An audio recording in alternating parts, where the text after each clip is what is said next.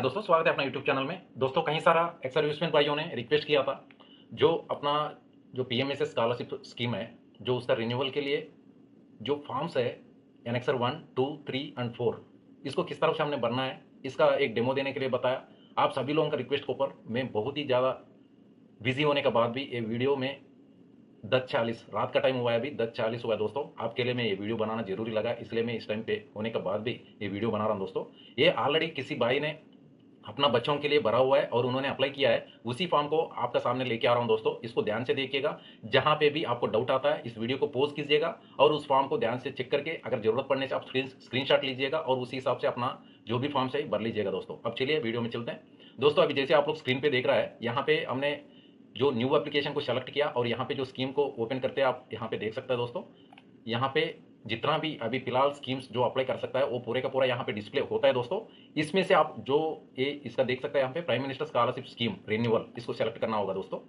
जब सेलेक्ट करता है आपका सामने पूरे का पूरा एप्लीकेशन खुल जाता है। यहाँ पे जो गेट डिटेल्स, जब आपको ऑलरेडी अगर आपने पिछले साल में अप्लाई किया है तो ये जो सीरियल नंबर है गेट डिटेल्स का ऊपर क्लिक करते ही ऑटोमेटिकली ये यहाँ पे डिस्प्ले हो जाता है दोस्तों। वो नंबर को, सीरियल नंबर को डायरेक्ट आपको सेलेक्ट करते ही आपको ये सारा का सारा डाटा ऑटोमेटिकली अपडेट हो जाता है स्क्रीन के ऊपर, इसी एप्लीकेशन के ऊपर है दोस्तों। और उसके बाद इसको ओके कीजिएगा। ये सारा डाटा को एक बार चेक कीजिएगा दोस्तों। चेक करने के बाद यहाँ पे ऑटोमेटिकली पूरा डाटा आ जाता है, उसको चेक बैक करना जरूरी है आप लोग। इसका खास करके जो अकाउंट नंबर है, ब्रांच नेम और bank name, IFSC code, amount, ये वगैरह सारा का सारा ध्यान से आप लोग चेक कीजिएगा दोस्तों। अगर आपने पिछले साल में कुछ अमाउंट आपने रिसीव किया है, उसका अमाउंट का भी आपने डिटेल्स यहाँ पे दिखाना होता है दोस्तों। उसके बाद यहाँ पे नीचे आते देखिएगा दोस्तों, यहाँ पे बोनफाइड सर्टिफिकेट एनेक्सर 1 और यहाँ पे examination passing certificate annexure 2, certificate for Aadhaar linked with bank account annexure 3। उसके बाद marksheet of academic year past both semester past, यहाँ पे मार्कशीट का अपलोड करना पड़ता है। किसी किसी को ये टाइम पर नहीं मिलता है दोस्तों, ये जो मार्कशीट पिछले ईयर का, इसी वजह से इन्होंने एनेक्सर 4 को आप लोग भर के अपना, अगर कंप्यूटर जनरेटेड आपको मार्क्स लिस्ट मिलता है, उसी जनरेटेड मार्क्स लिस्ट का ऊपर अपना प्रिंसिपल का या तो डीन का टप्पा लगवा के साइन करा के, उसका बाद जो एनेक्सर 4 है उसका भी आपको लिंक आप यहाँ पे डिस्क्रिप्शन में मिलेगा पूरे का पूरा फॉर्म्स का। वहां पर जाके उसी फॉर्म्स को, जो एनेक्सर 4 है उसको भी मैं दिखाऊंगा किस तरह से भरना है। उसी फॉर्म को आपने भर के अपना जो डीन है और प्रिंसिपल जो भी लोग है अपना जो कॉलेज के अंदर, उनसे साइन करा के यहाँ पे जो 4th कॉलम है यहाँ पे चूज करके अपलोड करना होता है दोस्तों। बाकी जो एनेक्सर 1, 2 और 3, ये तीनों का फॉर्मेट मैं किस तरफ से बनना है मैं दिखाऊंगा दोस्तों। यह है दोस्तों, इस तरफ से हमने इसका जो है जो रिन्यूअल का है भर सकता है दोस्तों। और बाकी आपने जो ये सीरियल नंबर का, इसको चिंता नहीं करना दोस्तों। पिछले साल अगर आपने अप्लाई किया है तो ऑटोमेटिकली जब आपने इस फॉर्म को खोलता है, गेट डिटेल्स करते ही आपको वो सीरियल नंबर दिखाई पड़ता है, उसको सेलेक्ट करते ही ये सारा डाटा अपना आप अपडेट होता है दोस्तों। अब चलिए फॉर्म का तरफ चलते हैं। सबसे पहले तो एनेक्सर 1 पे चलेंगे। अब देखिए दोस्तों, यहाँ पे एनेक्सर 1 पे आ चुका है। हमने अपना किसी भाई का है ये वैसे का वैसे आपका सामने लेके आया हूँ। ये सारा का सारा भरा हुआ है, फिर भी आपको एक बार एक्सप्लेन करने के लिए कोशिश करूंगा दोस्तों। यहाँ पे देख सकता है, पुराना फॉर्म्स कोई भी नहीं लेना दोस्तों, नया फॉर्म्स है, ये अपडेटेड फॉर्म्स है 2024-25 का। यहाँ पे क्लियरली आप देख सकता है। इनका ही लिंक आपको डिस्क्रिप्शन में इसी वीडियो का नीचे दूंगा, वहां से आप लोग डाउनलोड करके इस फॉर्म्स को भर लिएगा। ठीक है दोस्तों। अब चलिए, यहाँ पे bona fide certificate for renewal of scholarship, use blue ink pen only. ठीक है दोस्तों, आप ब्लू इंक पेन के अलावा किसी भी पेन को यूज नहीं कर सकता इस फॉर्म का अंदर भरते समय। उसके बाद यहाँ पे देखिएगा नेम ऑफ स्टूडेंट, स्टूडेंट का नाम यहाँ पे लिखिएगा। उसके बाद नेम ऑफ कॉलेज, कॉलेज जहाँ पे भी स्टूडेंट ने पढ़ाई कर रहा उनका कॉलेज का नाम। नेम ऑफ कोर्स, उन्होंने पिछले ईयर में कौन सा कोर्स का नाम भरा उसी कोर्स का नाम भरना होगा। उसके बाद name of branch oblique stream of courses, किसी किसी का क्या होता है कॉलेजेस का ब्रांचेस वगैरह होता है और कोर्स का नाम भी होता है, ये सारा का सारा डिटेल्स यहाँ पे भरना होता है दोस्तों। उसके बाद total duration of course in years, आपने पिछले ईयर में जो पहली बार पीएमएसएस अप्लाई कर रहा था उस टाइम पे कितना ईयर्स का कोर्स है करके भरा था, उसी हिसाब से आप इस कोर्स का भी टोटल जो ड्यूरेशन है इसका कितना साल का है ये आपने यहाँ पे भरना होता है दोस्तों। उसके बाद college institute joint on academic year, आपने कौन सा ईयर में आपने इसका एडमिशन लिया है और कब तक का है, कब तक ये कोर्स कंप्लीट होगा, इनका भी डिटेल्स यहाँ पे देना होगा दोस्तों। उसके बाद यहाँ पे देखिएगा he oblique she is continuing the course in, उसके बाद आपने कौन सा ईयर कोर्स अभी चल रहा है उसका आपने यहाँ पे टिक करना होगा दोस्तों। उसके बाद whether student is getting any other scholarship stipend financial assistance from college institute state government from any other sources agencies note excluding PM scholarship amount. दोस्तों, आपने अगर आपका फादर और कहीं जॉब पे लगा हुआ है या तो कहीं दूसरा जगह से कोई स्कॉलरशिप ले रहा हो या तो स्टेट गवर्नमेंट से वगैरह कोई आपने फाइनेंशियल असिस्टेंट ले रहा हो, इस तरह का कुछ है तो डिटेल्स आपको पूछा जाता है यहाँ पे। एक्सक्लूडिंग पीएम स्कॉलरशिप के अलावा, मतलब पीएमएसएस के अलावा और कोई भी असिस्टेंस कहीं से ले रहा होगा, उनका डिटेल्स यहाँ पे मांगा जाता है। अगर नहीं है तो यहाँ पे नो कीजिएगा। उसके बाद if yes then mention total getting amount of price, मतलब अमाउंट पर मंथ या अब्लिक ईयर सेमिस्टर। मतलब आपने अगर कहीं स्टेट गवर्नमेंट से या कहीं एम्प्लॉयर से वगैरह कुछ भी पैसा ले रहा हो, मतलब पर मंथ के हिसाब से ले रहा हो या तो ईयर के हिसाब से ले रहा हो या तो सेमिस्टर के हिसाब से, जो कुछ भी डिटेल्स आपने यहाँ पे मेंशन करना होगा दोस्तों। उसके बाद यहाँ पे देखिएगा student has successfully completed his her first second third fourth, जो भी आपने टिक कीजिएगा। उसके बाद scored the following marks in each semesters oblique year without arrears oblique fails. Student to upload conversion formula work where grades converted to marks.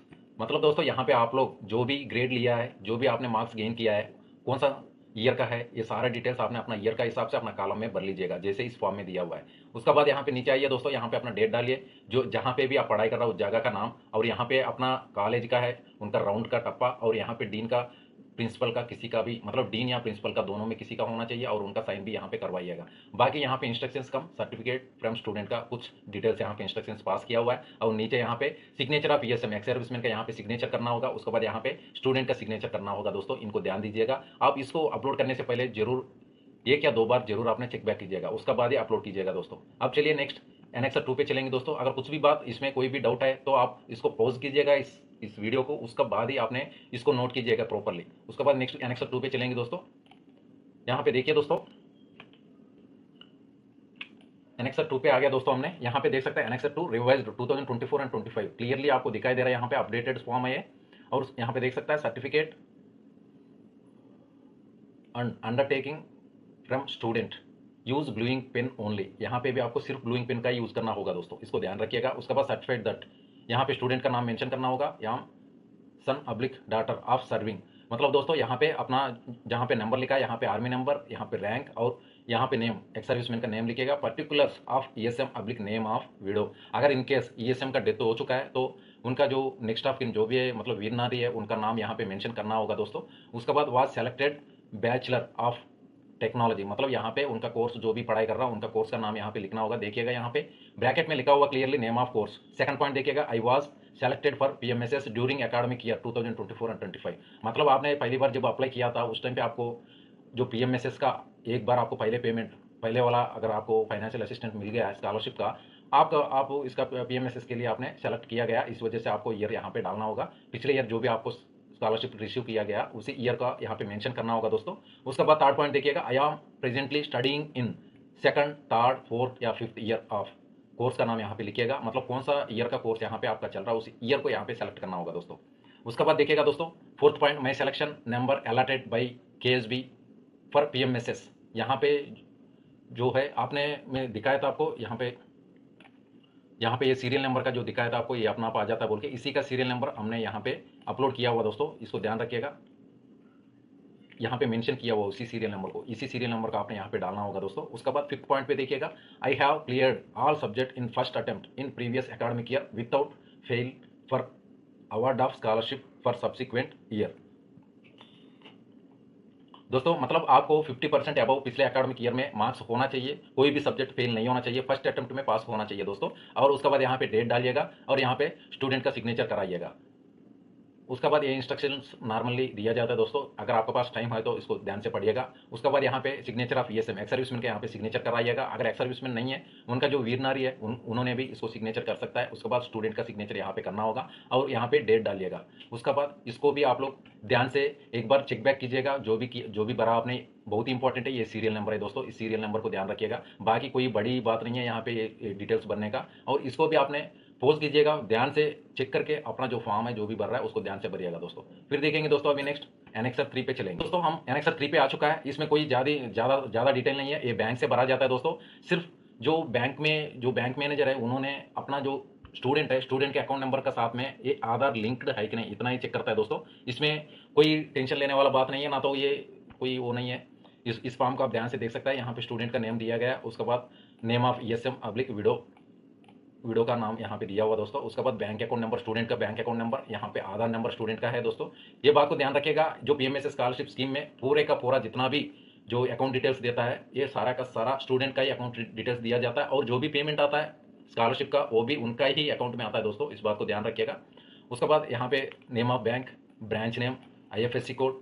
उसके बाद आखिरी point को थोड़ा सा ध्यान से यहाँ पे पढ़ लीजिएगा। It is certified that students Aadhaar number has been linked with above saving bank account number and his her account number is operational and KYC compliant. Balance exceeds all maximum limits if any is removed from the account.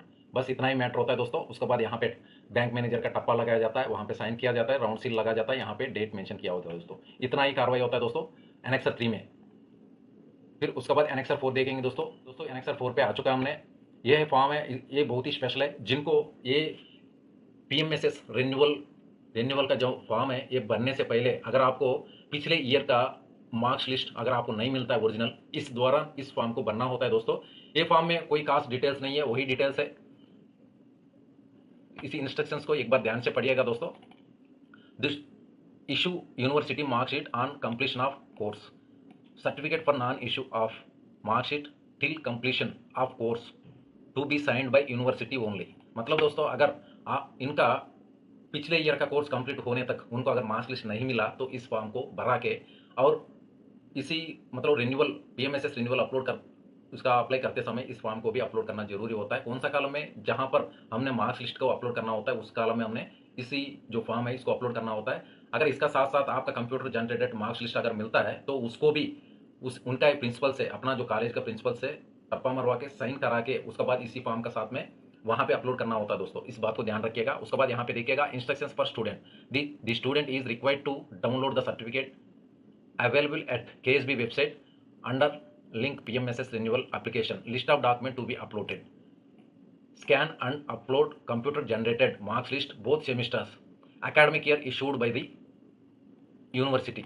After completing, student is required to upload the certificate at the link. The scan and upload original mark sheet of both semesters academic year passed along with mark sheet.